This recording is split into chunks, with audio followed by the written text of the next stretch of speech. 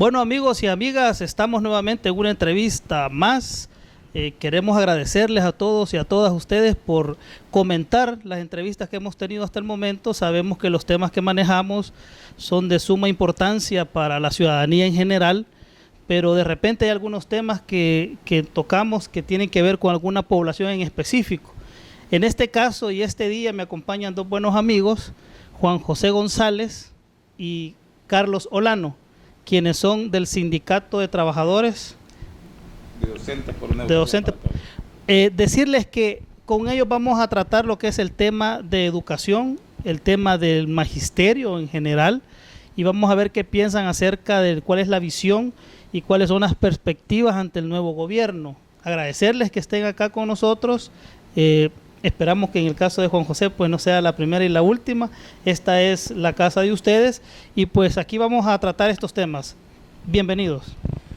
Muy buenas tardes. En primer lugar, un agradecimiento a este medio informativo pues que nos permite pues llegar a todos los lugares de los hogares del pueblo salvadoreño y especialmente del magisterio, para compartir con ellos pues parte de nuestra visión y nuestra disposición de lucha pues en beneficio del Magisterio Nacional.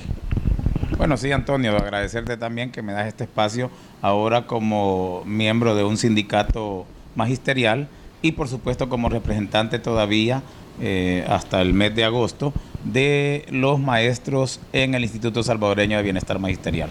Ok, bueno, repito, aquí es la casa de ustedes. Este medio de comunicación digital ha nacido con la idea de brindar el espacio para que todos podamos tener una voz.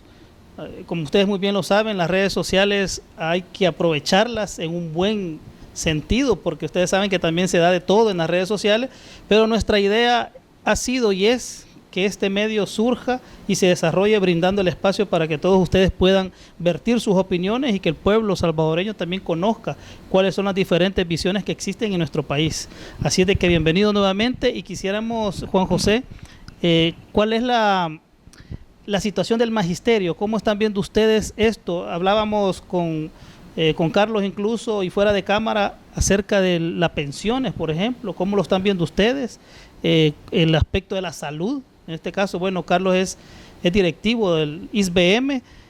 También quisiéramos conocer esos aspectos, cómo lo están viendo ustedes en relación a las pensiones y en relación a la salud, Juan José.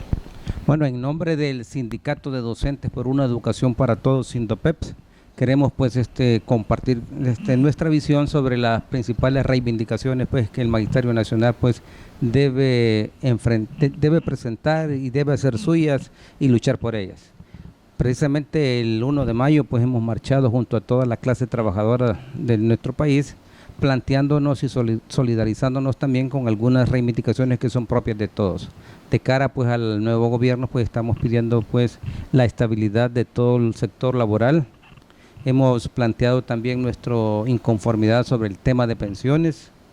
Necesitamos también pues discutir y mejorar a fondo el tema de salud del magisterio salvadoreño y precisamente estamos en una coyuntura muy favorable que es la elección del próximo Consejo Directivo del Instituto Salvadoreño de Bienestar Magisterial, en la cual pues nuestra gremial pues va a participar pues y dado pues que muchos maestros a nivel nacional pues están pidiendo pues nuestra representación en ese instituto. Ok, Carlos, en ese sentido, con lo que decía Juan José, ¿cómo ven ustedes el aspecto de la situación de los maestros en las pensiones? Sabemos de que es crítico, hay muchos maestros que no se quieren retirar, que no se quieren ir, digámoslo de esa forma, porque la pensión que les va a quedar es muy, hasta daría vergüenza pues decir que con $200 alguien va a vivir hoy en día.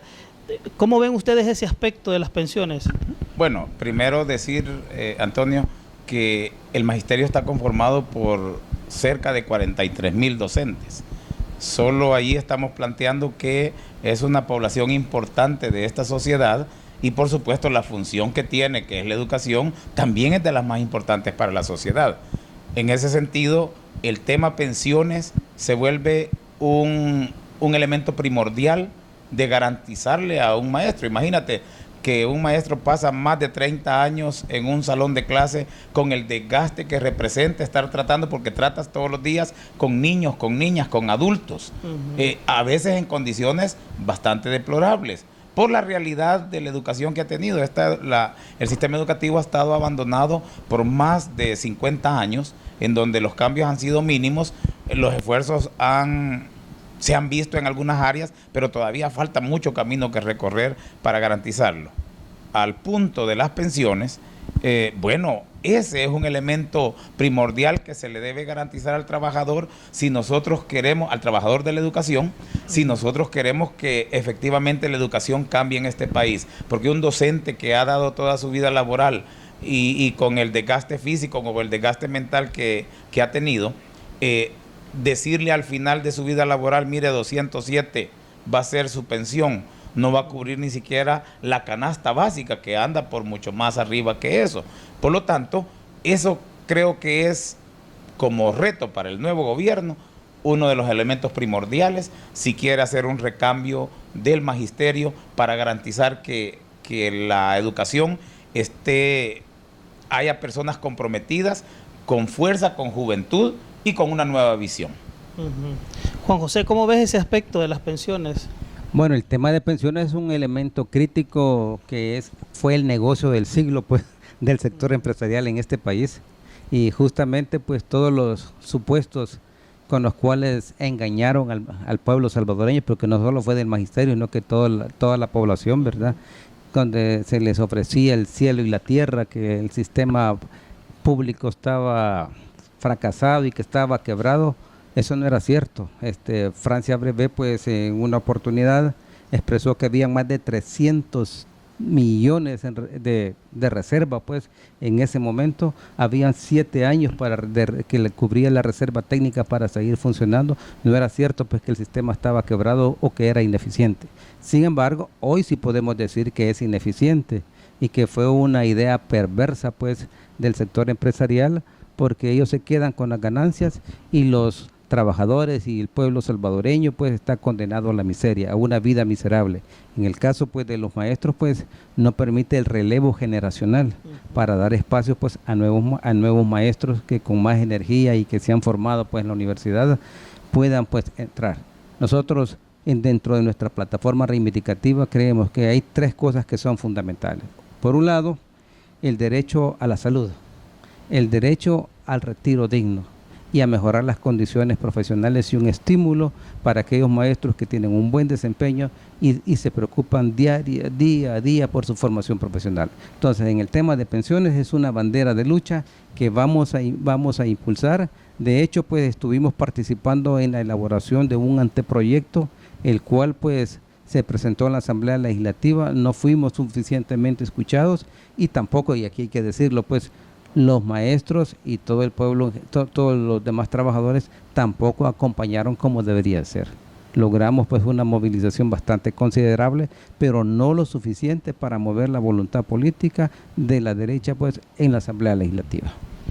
En ese caso estamos hablando de que se debería de buscar la reversión de las AFP, porque yo incluso hacía algunas preguntas en redes sociales a algunos economistas, y cada quien creo que tiene sus puntos de vista. Quizás alguien ve el vaso medio lleno, el otro lo ve medio vacío, pero me decían no se puede, no se debe. Hay algunas cuestiones ahí técnicas desde el punto de vista económico que no parecería que es viable, pero para el trabajador sí quisiera, en el sentido de que lo que quieren ellos realmente es tener una pensión digna.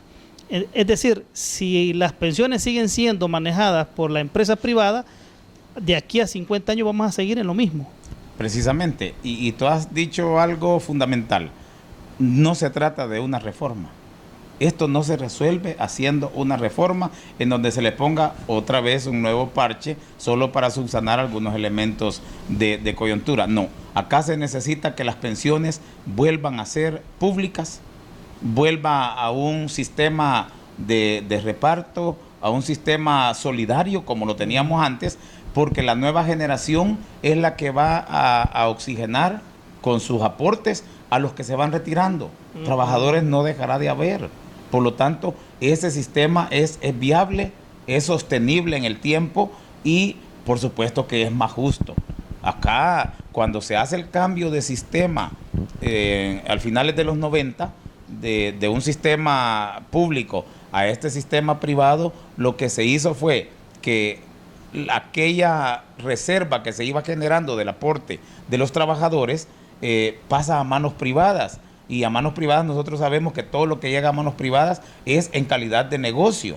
Acá las AFP han ganado millones de dólares a costa de lo que cada uno de nosotros, los trabajadores, pagamos en concepto de una contribución que ellos dicen nos van a administrar nuestro fondo de pensiones. No es cierto. Lo que ellos están haciendo es recepcionando, cobrándonos por guardar dinero. Imagínate qué buen negocio que de repente tú me dices, Carlos, te voy a guardar $100, pero me vas a pagar $50 para que te lo guarde. O sea, un negocio redondo, porque tú tienes mi capital, que supuestamente me lo estás conservando, y tú puedes hacer negocio con él, que es lo que está pasando precisamente con la AFP.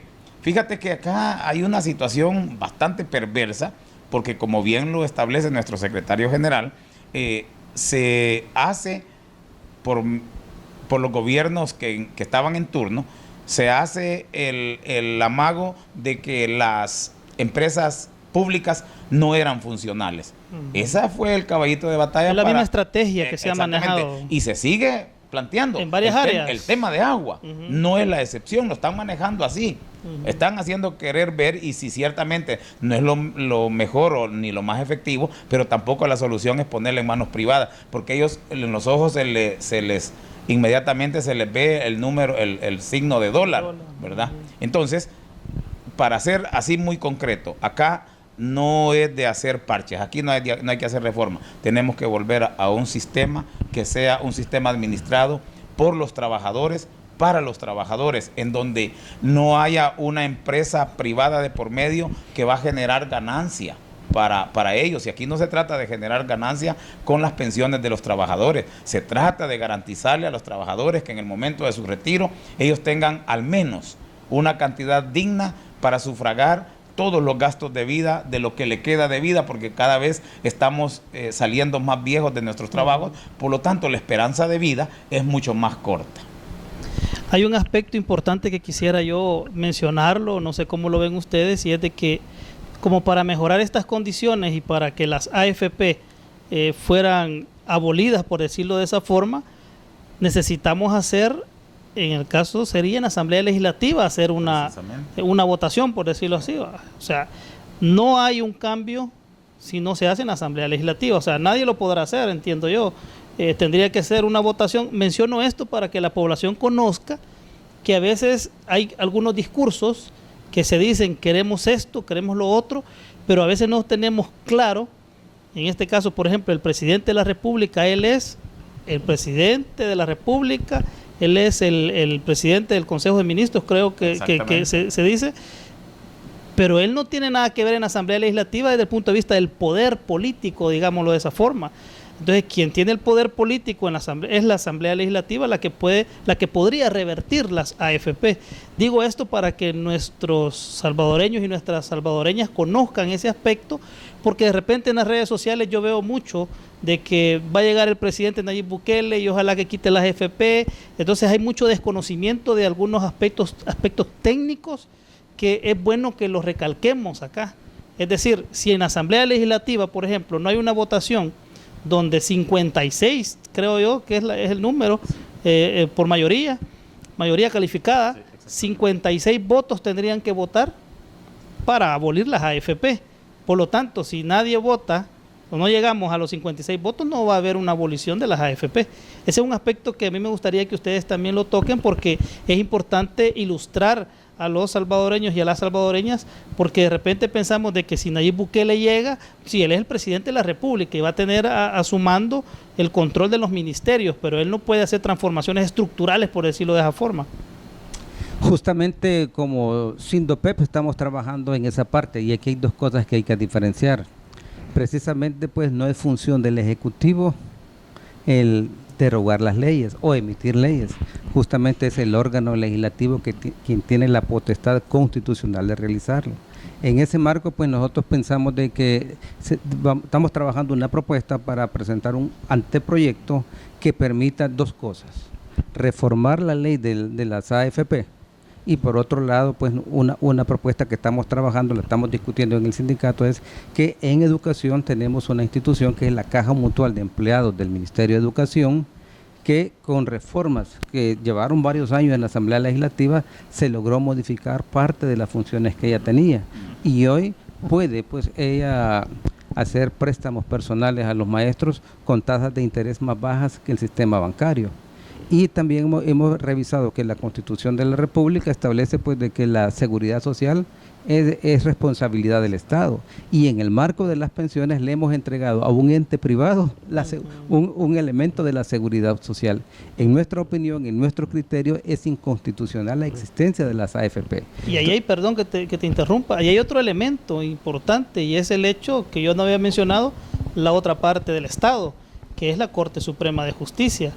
Si la Corte Suprema de Justicia no declara inconstitucional las AFP, aunque la Asamblea Legislativa vote 56, no se hace nada. Sí, por eso decía que había dos aspectos que a tomar en cuenta. Uno es el del órgano legislativo, donde vamos a presentar en los próximos días una propuesta y vamos a pedir el respaldo de las diferentes fracciones legislativas para que nos acompañen para poder reformar la ley de la Caja Mutual y permitir que dentro del marco, si lo tomáramos dentro del marco de la oferta y la demanda y del libre mercado, pues entonces debería entrar a funcionar una AFP pública. Bolivia, por ejemplo, es un país donde por el momento han creado un ente público y está funcionando pues el sistema de pensiones en ese marco. Entonces, en nuestro país, si tenemos una legislación que le da existencia a una institución como es la Caja Mutual, la cual tiene toda una institución, tiene todo un respaldo financiero, solo sería de probar la voluntad política de los partidos que se encuentran en este momento en la Asamblea para modificar la ley del sistema de ahorro, que es la ley del sistema de ahorro pues para las pensiones, y por otro lado la ley de la Caja Mutual para que permita pues a este ente entrar a competir en el marco de las pensiones. Y el otro gran reto es pedir la declaratoria de inconstitucionalidad de las AFP. Y con una sala de lo constitucional como la que se tiene. No, mira, ahí está complicado, precisamente a eso quiero referirme yo. Hemos venido teniendo salas de lo constitucional de la Corte Suprema de Justicia que han tenido una visión sesgada y que favorecen ampliamente a un sector y que son obviamente el sector privilegiado. Qué bueno que fuera el sector laboral o a los más desprotegidos, pero ha sido un sector que obviamente tienen compromiso, ¿verdad? Y realmente le han hecho tanto daño al pueblo. Yo no sé qué se han hecho estos funcionarios. Algunos trabajadores dijeron que los iban a buscar después, pero quizás se les olvidó, porque sería bueno pedirles cuentas ahora, que ya no tienen ese fuero constitucional y que ya no tienen esa coraza que antes se sentían con el valor de decir y hacer cualquier cosa. Y que sabían que estaban bien protegidos. Pero hay otro elemento. Hoy ni se ven. No, hoy no se ven. Están escondidos por ahí seguramente. Estos mismos empresarios a los que les sirvieron los tienen seguramente de trabajadores. Tú lo vas a ver dentro de poco. Pero hay otro elemento, Antonio. Yo sí quiero dejar claro acá que si bien es cierto el Ejecutivo no tiene la potestad de reformar la ley o de derogar la que le dio vida a las AFP, pero sí tiene iniciativa de ley junto con sus ministros. Y por lo tanto, esta iniciativa de ley, al menos si quiere curarse en salud o salvar su responsabilidad, tendrá que promover una iniciativa de ley para derogar y tirarle la papa caliente a la Asamblea Legislativa. Ya entonces se verá lo que Juan José bien decía, la voluntad política. Y entonces el pueblo le cobrará y le pasará la factura a aquellos políticos o a aquellos partidos políticos representados en la Asamblea Legislativa que no quieran acompañar. Entonces, porque va a quedar claro que solamente es un elemento de discurso. Porque si tú le preguntas a cualquier político de cualquier partido, en este momento todos te van a decir que están interesados en reformar o en cambiar el sistema de ahorro para pensiones y de derogar inclusive las AFP. No basta con que lo digan, que lo demuestren. De lo contrario, ya hemos conversado sobre este tema, tienen bastante que perder. Inclusive su comodidad en esos espacios políticos en donde muchos políticos que nosotros conocemos toda la vida han vivido de los impuestos del pueblo, pero qué bueno que hicieran una buena labor, viviendo de los impuestos del pueblo y dañando al pueblo. Bueno, amigos, vamos a hacer una pausa. Hemos llegado a la mitad de la entrevista y vamos a regresar ya con el otro tema. Quisiera que abordáramos y que ustedes nos dijeran cómo están viendo el sistema, pero también queremos ver, tienen ya elecciones en estos días, entiendo que es en junio. Quiero que nos cuenten eso. Ya regresamos.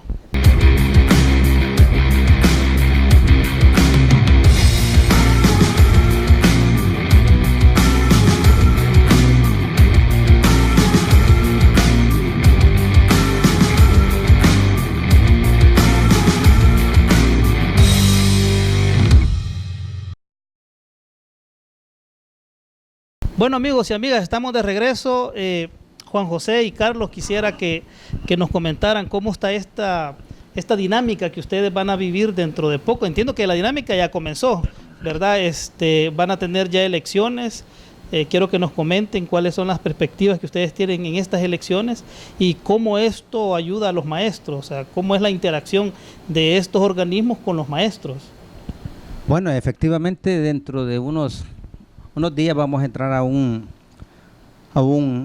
evento electoral muy importante para el Magisterio Nacional, porque nos va a permitir pues seguir mejorando pues nuestro programa de salud. El programa de salud es una de las reivindicaciones pues que en nuestro país pues ha costado mucho sacrificio, a mucha lucha del magisterio, no es una dádiva de ninguno de los gobiernos, y justamente pues esto surgió pues en el 1978, si no me equivoco, con la creación de la Ley del Servicio Médico Hospitalario. Esto pasó por todo un sistema de crisis en la década de los 90, con un sistema prácticamente que estaba privatizado al 100%, y bueno, y hay que decirlo, con corrupción que se logró demostrar pues de algunos funcionarios que en aquel momento pues administraban el programa de salud. Venimos de un sistema privatizador prácticamente, que dependía directamente del Ministerio de Educación, que era una Dirección Nacional de Servicio Médico Hospitalario de Bienestar Magisterial, y hoy tenemos pues todo un ente autónomo con funcionamiento, con toda una estructura y con un patrimonio propio. Eso es parte pues de la lucha que el Magisterio Nacional ha desarrollado. Pero entrando ya en el contexto en que estamos, pues justamente el 4 de abril de este año, pues el Instituto Salvadoreño de Bienestar Magisterial lanza una convocatoria pública en la cual pues invita pues, este es el primer paso, a la conformación de la Comisión Nacional de Elecciones, ¿verdad? Para poder, es el ente nacional, es la autoridad máxima que va a tomar la responsabilidad de organizar, dirigir y certificar al final del proceso los nuevos miembros propietarios, ¿verdad? Y suplentes, representantes del Magisterio Nacional, que van a ser 3 directores propietarios en el seno del Consejo Directivo del Instituto Salvadoreño de Bienestar Magisterial. Como SINDOPEPS, va a ser la primera vez que como organismo ya establecido y legalmente, ya con personería jurídica, vamos a participar. Sin embargo, pues nuestro pensamiento siempre ha estado presente en algunos compañeros que han tenido incidencia y presencia en ese organismo. De hecho, pues al salir la convocatoria, ya tomamos la decisión de formar parte de esa comisión, y nosotros pues postulamos a 2 compañeros para que formaran parte de la Comisión Nacional, y así es el compañero Marco Antonio Dulce Ayala y Federico Antonio Estrada Berganza, que son nuestros 2 representantes en el Consejo Nacional. Así que ya formamos parte de ese organismo, y también esta semana, precisamente el día jueves, estuvimos en el Instituto Salvadoreño de Bienestar Magisterial para inscribir pues a los compañeros que van a ser nuestros candidatos para formar parte del Consejo Directivo.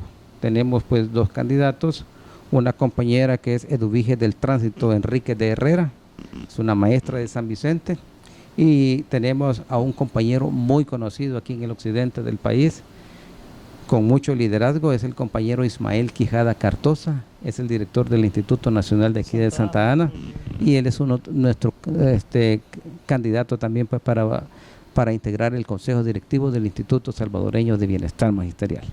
Quisiera que nos contaras, Carlos, cómo es que funciona para que nuestros amigos y nuestras amigas conozcan cuál es la dinámica y cómo es que funciona las elecciones en sí, es decir, cómo los maestros votan, cómo son partícipes de este proceso y el instituto, cómo funciona el instituto, cuál es la interacción con los maestros porque entiendo, aquí tuvimos también a los amigos de CEDESA y ellos nos explicaban de que en el hospital San Juan de Dios, acá en Santa Ana, parece que lo que antes era pensionado ahora lo maneja el instituto.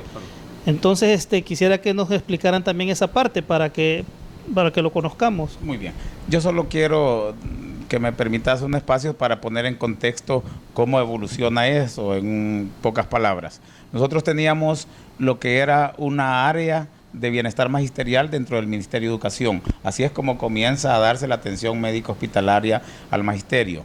Posteriormente, y después de un tiempo de lucha que el magisterio emprendió, porque nos querían pasar al Seguro Social y nosotros no lo permitimos, es cuando se hace una consulta por medio de la Fundación Funda Ungo, y es cuando en su gran mayoría los maestros dijimos, preferimos que haya un ente autónomo y no pasar a formar parte de los beneficiarios del Seguro Social. Es así como en finales de 2007 nace el Instituto Salvadoreño de Bienestar Magisterial, pero entra en vigencia ya en su etapa de funcionamiento el 1 de abril de 2008. Ahí comienza la historia de lo que es ahora el ente autónomo que se llama Instituto Salvadoreño de Bienestar Magisterial. Para eso hemos tenido que pasar por un calvario, Antonio, que es, por ejemplo, solo 3 días había medicamento en las farmacias y que la farmacia que nos dispensaba medicamentos estaba inicialmente solo en San Salvador. Había que hacer colas de un día completo para tú retirar un medicamento. Aunque el maestro fuera de Aguachapán. Aunque el maestro fuera de la Unión, tenía que llegar a San Salvador para que ahí le dispensaran su medicamento. Entonces era precisamente un calvario. Bueno, ahí había gente que llegaba a guardarte los espacios y te los vendía cuando tú llegabas. Y uno pagaba porque necesitaba retirar prontamente su medicamento.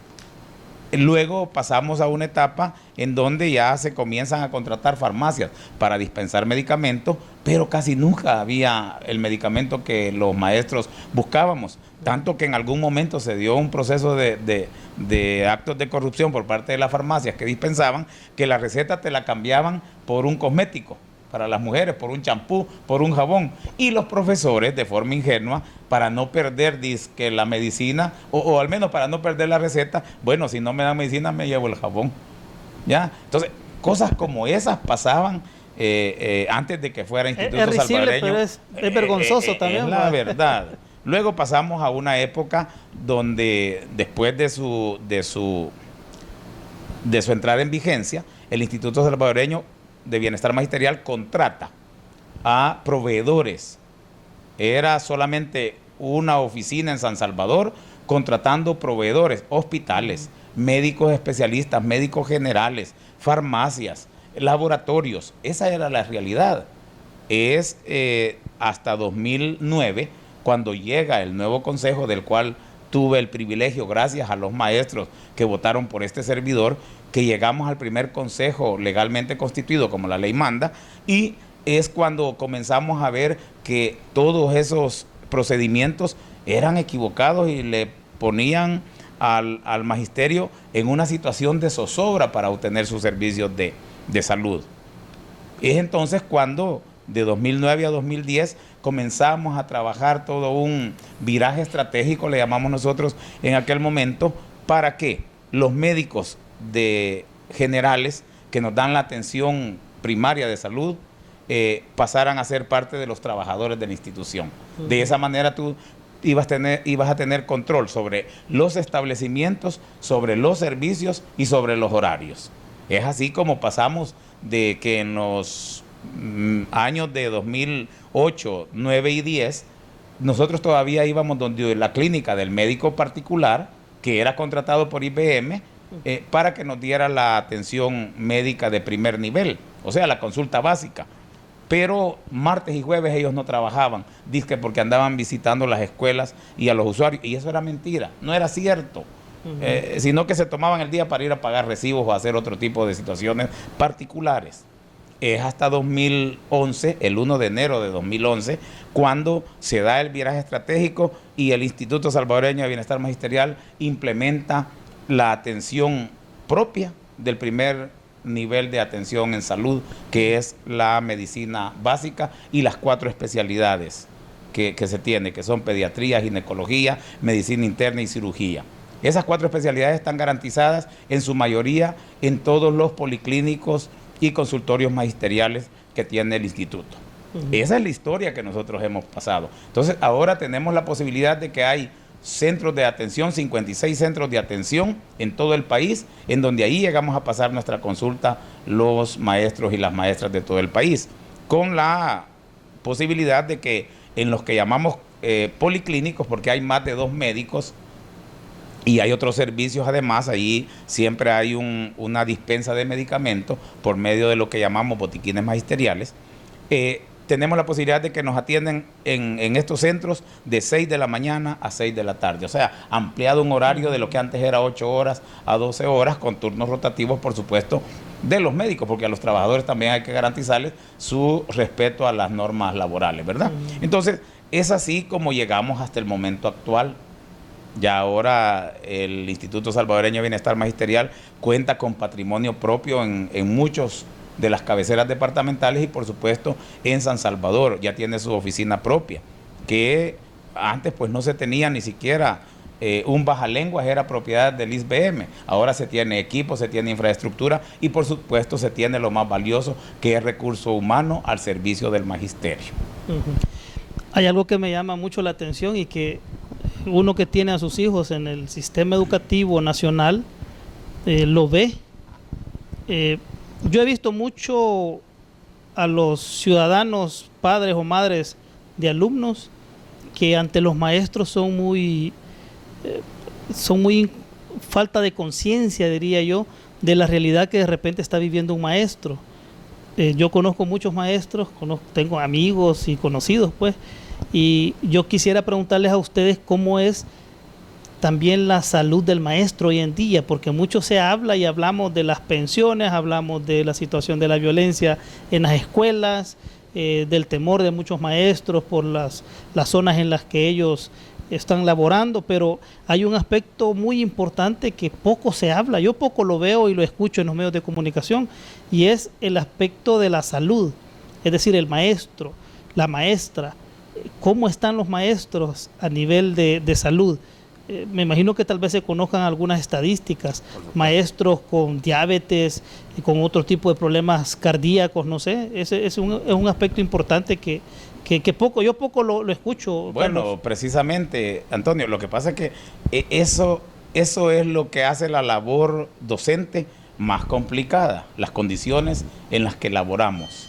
Y a tu pregunta, los padecimientos que con más frecuencia se dan en el magisterio inicia por el estrés laboral, inicia dándole una hipertensión arterial. Eso es como lo de moda. Ahorita a la mayoría de docentes nos han diagnosticado una hipertensión arterial debido a la carga laboral y al nivel de estrés por la inseguridad, por las condiciones de trabajo, por la crisis que pasamos económicamente, que de repente gastas más en pasaje que lo que ganas en tu trabajo, porque hay docentes que tienen que abordar 2 y hasta 3 transportes para llegar a su lugar de trabajo o quedarse en ese lugar en condiciones muchas veces insalubres.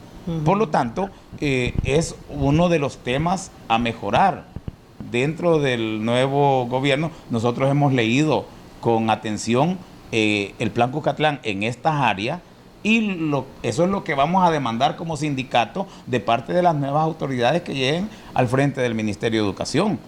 Luego de lo que es la hipertensión arterial viene la diabetes y con eso se te comienza a complicar todo tu organismo, porque ya debes tener cuidados especiales, pero eso significa más gasto, eso significa una alimentación más balanceada, más selectiva, pero ¿y si tú no la tienes? Y ahí es donde entramos a lo que decíamos, es decir, un maestro no se puede retirar estando enfermo, con diabetes, hipertensión, precisamente, y con una pensión de $200. Es como condenarle a la muerte en su lugar de trabajo. Sí. Justamente pues dentro de ese contexto es que como sindicato hemos elaborado pues nuestra propuesta de cara pues al mejoramiento del programa, las cuales pues nuestros candidatos van a presentar al nuevo Consejo Directivo del Instituto Salvadoreño de Bienestar Magisterial. ¿Cuáles son esas propuestas que nosotros llevamos? Básicamente son 7. Para atender esas dolencias que el compañero Carlos ha mencionado, lógicamente no solo se necesita la atención médica, se necesitan los medicamentos. Y en estos momentos han habido algunos periodos en los cuales ha habido poca, digámoslo, ha habido algún desabastecimiento, han sido insuficientes los medicamentos y ha generado algún descontento que hay alguna razón. Pues nosotros justamente interpretando ese sentir y viendo esa realidad, pues hay que buscarle solución a esto, que es lo que planteamos, la existencia o la creación de nuestra propia farmacia. Okay. Nuestra propia farmacia va a venir a resolver en gran medida ese problema de desabastecimiento que actualmente se tiene, lo cual va a permitir, pues, si tenemos nuestra propia farmacia y por toda la personería jurídica y la experiencia que ya tiene el Instituto Salvadoreño de Bienestar Magisterial, se pueden validar los convenios que hay internacionales con entes relacionados con la salud, lo cual permitiría adquirir medicamentos a más bajo costo y de mejor calidad. Entonces nuestra primera propuesta es crear nuestra propia farmacia magisterial para resolver el problema del abastecimiento de medicamentos. Otra situación que los maestros resienten cuando se visitan las escuelas, que las consultas con los especialistas están un poco largas. Entonces, ¿cuál es la solución? Reducir los tiempos de atención, pero contratar más especialistas, y no solamente en San Salvador, en todos los departamentos donde pues sí, esté el maestro, llevarle el servicio a ese lugar. Un tercer punto, muchos servicios que todavía se están contratando a nivel privado, esto genera pues una fuga pues o un gasto bastante excesivo para el programa. Nos referimos pues a las contrataciones en los hospitales privados, pues entonces tenemos que pasar a la construcción de nuestro propio hospital magisterial. En el marco de la campaña vamos a dar a conocer pues el mecanismo y la propuesta que llevamos para hacer efectivo ese sueño que durante muchos años pues el Magisterio Nacional ha tenido, tener su propio hospital magisterial. Por otro lado, pensamos también que los subsidios que actualmente tiene el maestro, que después de 3 meses de una incapacidad médica, él tiene que quedarse con el 75% de su salario, pues nuestra propuesta es que sea el 100%. Y una quinta propuesta es que los maestros que se pensionen, que han entregado toda su vida y que han contribuido al mantenimiento del programa, porque son los que han cotizado durante toda su vida activa, pues entonces actualmente pasan al Instituto Salvadoreño de Seguro Social. Entonces queremos que es de justicia permitirles pues que los maestros pues se mantengan recibiendo su atención. Ya hay un avance, en estos días se acaba de aprobar un dictamen que tiene que ver con aquellos maestros que con enfermedades terminales e incapacitantes durante 2 años de manera transitoria puedan quedarse recibiendo esa atención médica. Pues nuestro sueño no es que solo los que tengan enfermedades terminales e incapacitantes, todo aquel maestro que se vaya a pensionar pueda gozar del servicio de salud, el cual él contribuyó pues a mantener toda su vida. Y una sexta propuesta es que se amplíen los centros de recreación a nivel nacional para contribuir pues a la salud física y a la salud mental del maestro, para neutralizar un tanto pues el estrés laboral pues y todas las presiones que la situación actual pues mantiene. Y una última propuesta es pues convertir los policlínicos después de las horas laborales en gimnasios. Hay toda una estructura pues que ahí está ya instalada, solo necesitamos pues hacerla uso en los periodos que normalmente no son laborales. ¿Para qué? Para que aquel maestro pueda ir a ejercitarse y podamos así pues contribuir a su salud física y a su salud mental. Estas son como para nosotros pues las principales propuestas de mejora para nuestro servicio médico hospitalario que nuestros candidatos pues de SINDOPEPS van a impulsar en el seno del próximo Consejo Directivo del Instituto Salvadoreño de Bienestar Magisterial. Ok, bueno, interesantes las propuestas que se escuchan. Sería más que digno, ¿verdad?, para el maestro que se desarrollaran todas estas propuestas, que se hicieran realidad, porque en realidad, valga la redundancia, estamos mal en esas áreas. Vamos terminando ya la entrevista, amigos. Quisiera que nos dieran un último mensaje para el maestro, para todos aquellos que van a estar en esta dinámica de las elecciones internas, ¿verdad?, para el ISBM. Carlos. Sí, bueno, primero decirle a los compañeros y compañeras y a la población en general que este tema de la dignificación magisterial en el tema salud es primordial, y es precisamente por eso que este sindicato, que es de una trayectoria reciente, nosotros nacemos en 2014, como una necesidad de que haya un instrumento un poco novedoso y fresco, que no tenga las prácticas de las gremiales tradicionales, en donde se ha visto liderazgo a favor solamente de los que manejan las gremiales, sino que sea en favor de los maestros y maestras. A la base tenemos el apoyo que hemos estado dando a lo largo de nuestra vida institucional como sindicato a miles de maestros a nivel nacional. Yo soy parte en este momento del Consejo Directivo actual y no es requerido que alguien se identifique gremialmente con nosotros para apoyarle. Ha bastado con que tenga una necesidad y yo la posibilidad de ayudarle para poder aportar. Y por eso precisamente nos atrevemos a dar la cara y a decir, mire, llevamos dos compañeros con una amplia trayectoria que nos pueden representar dignamente, como hasta este día yo he tratado de hacerlo. Obviamente no ha habido respuesta positiva en todos los casos, pero sí han tenido la posibilidad de ser escuchados y de que se haga una gestión en favor de los maestros y maestras. Por lo tanto, como sindicato de docentes por una educación para todos, pedir el acompañamiento y permitir dar la confianza a nuestros compañeros y la compañera y compañera que van como candidatos, para que puedan darle continuidad a la labor que con mucha humildad y con mucho responsabilidad yo asumí cuando se me dio el apoyo. Decirles que, como les mencionaba, ya hemos tenido acá los compañeros de CEDESA. El martes tenemos a los compañeros de Andes, no sé si es Andes o si Andes. Vamos a platicar con ellos también el martes. A mí me parecería interesante que cuando ya inicie la dinámica de las elecciones, ver si pueden estar con nosotros y preparamos un debate para que los diferentes sindicatos puedan hacer sus propuestas y decirnos, bueno, cómo lo piensan desarrollar. Sería interesante, así es de que ustedes aceptan, ya quedamos desde ahora, ¿va? Pues precisamente el debate no nos abate, ¿va? Nosotros justamente pues estaríamos en disposición de participar, y los maestros que nos conocen a lo largo y ancho del país saben que hablamos con la verdad. Entonces nuestro sindicato y nuestros candidatos, con visión, con compromiso y con veracidad, pues vamos a hacer los esfuerzos que sean necesarios para que las propuestas que hemos planteado se vuelvan realidad.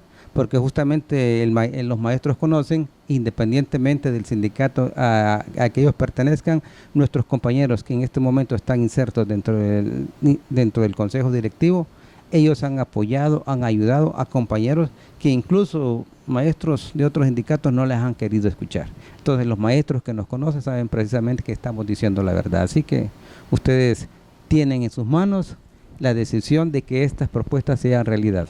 ¿Cómo? A través de entregarnos su voto de confianza en las próximas elecciones. Bueno, gracias nuevamente por haber estado con nosotros, y a nuestros amigos y amigas que nos ven, gracias.